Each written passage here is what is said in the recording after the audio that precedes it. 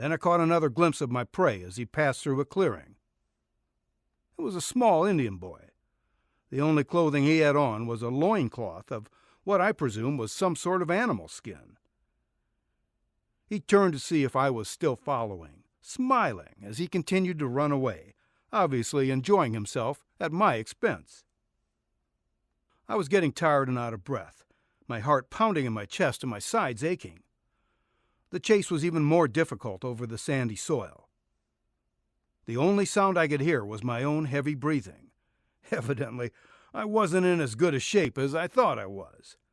This would have been a good time to have had Rudy, my best friend, with me. He was in better shape, and he could do the chasing.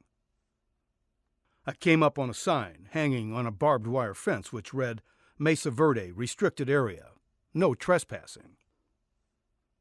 I stopped. The boy was just on the other side, taunting me. "Hey, boy, come back.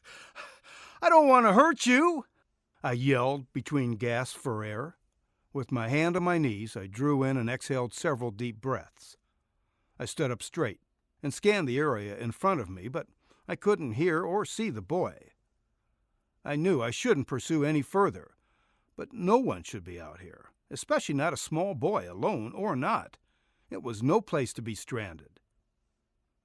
This area had been set aside by the Park Service to keep it pristine, and no one was allowed inside its boundaries for any reason. I was no exception. I noted the footprints where the boy had crossed the fence. They appeared to have been made by a boy or small man, definitely smaller than my size 11s. I couldn't leave without knowing whether or not the boy was all right. If someone was in trouble and needed my help, I had to try. Emmett was a friend.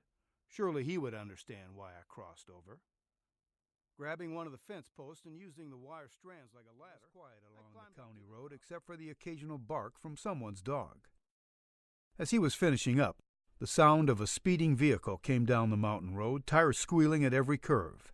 They were close enough to the main road to see the vehicle as it sped by. Smith recognized the Jeep. "It's him!" "Who? Who do you think? Traitor! He just went by." "What are you waiting for? Let's go. I think opportunity just knocked," said Jones, smiling. "Are you sure about this?" asked Smith. "Go!" Smith threw the shifter into reverse and tromped the gas pedal, throwing gravel and dust everywhere. Back on the blacktop road, he slammed the shifter down into drive, accelerating down the mountain road after Jack, hoping to put an end to one of their problems once and for all. A set of headlights rushed up behind them. The lights stayed on their tail. All of a sudden, the car lurched forward as they were rammed from behind. "What the f—" asked Smith.